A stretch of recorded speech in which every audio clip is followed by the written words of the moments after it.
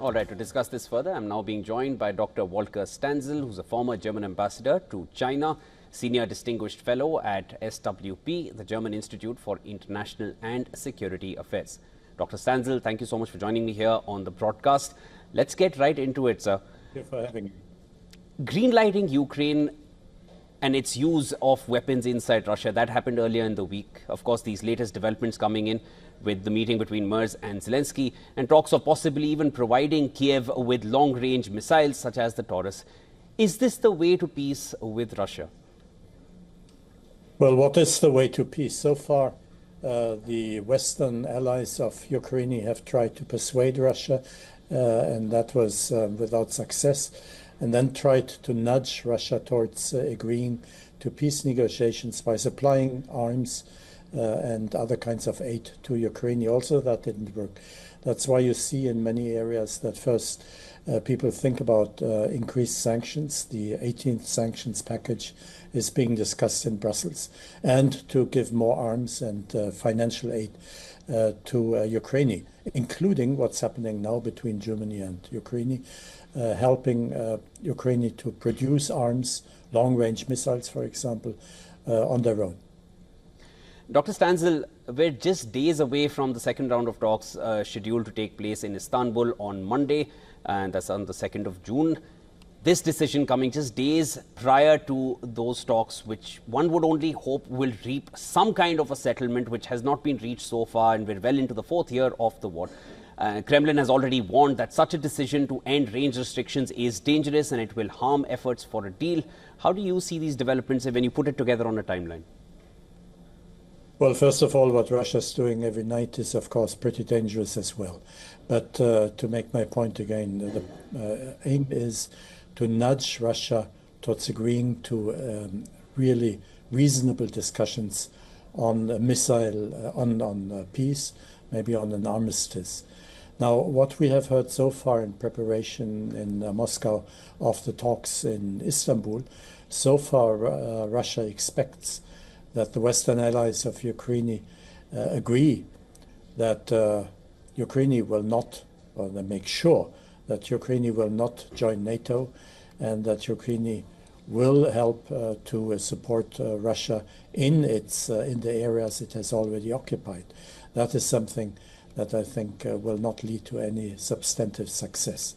But of course, talking is necessary, and sometimes it is successful, as last time the agreement on exchange of prisoners of war was reached. That is at least something. So step by step, nudging Russia towards a more, towards an attitude that is more agreeable with the aim of reaching peace together is, I think, a sensible way to go. And I'll definitely repeat what you just said. The talks are necessary, which is definitely the need of the hour right now, Dr. Stanzel. But if I were to just remind our viewers that the previous US administration under Joe Biden, they had given a green light to Ukraine to use the ATACMS missiles. And of course, that was within and inside Russia. And the previous German administration had also armed Ukraine through. We're today in the 4th year of the war. Do you feel this recent step is going to bring a different result? Well, first of all, other allies of Ukraine had already agreed to supply missiles that hit targets which are about 300 kilometers away from Ukraine. Now, the Taurus, which has been discussed since 2 years already, has a reach of maybe 500 kilometers. And to not supply it, as obviously is not going to happen, not to supply it to Ukraine, but to agree to help Ukraine to build it itself, is most of all a signal towards Russia. Look, we're going to do more. We're not shrinking back because you're continuing your war in Ukraine. Now, is this bringing peace, is your question. Who can answer that? Even Russia, I think, is not sure where in the end they will go. They have agreed with President Trump on negotiating, but they didn't enter negotiations.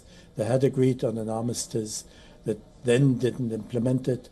So it is very difficult to know the strategy of Russia. One thing I want to make clear as far as Germany is concerned, we have a grey war of Russia against Germany taking place in Germany, which is using hybrid measures, cyber attacks, and even attacks on individuals with arms. So that is something, the threat from Russia that we feel, and that I think also impresses our government to the degree where it said we have to do more to Ukraine in order to give a signal that Germany is also not shrinking back. Dr. Stanzel, finally, I'd also like to quickly get one more response from you, and this is on the basis of what the Kremlin has said, or the response which is coming from Russia, that they are ready to take down the Taurus missiles, or whether it's the Storm Shadow missiles or the ATACMS. But they also went a step further and said that they are also willing to target the source from where these missiles are coming. Do you find that to be a direct jab towards the Western partners of Ukraine, Germany included? I think it's not. Yeah, I think it's not a surprise. Of course, Russia must also underline that it is ready and able to defend itself, and that must include to deal with long-range missiles. They have, of course, already the Storm Shadow missiles attacking Russia, and they've tried to shoot them down, which, as far as I remember, did not succeed. But then attacking Ukraine at the place where the missiles come from is something that is understandable from a strategic point of view. I hope it will not come to that, but I also fear it will, in the end, not be avoided. We all hope it doesn't come to that and talks lead to some result, and we'll all be waiting to watch what happens coming Monday. Thank you so much. That was Dr. Volker Stanzel joining me here on the broadcast.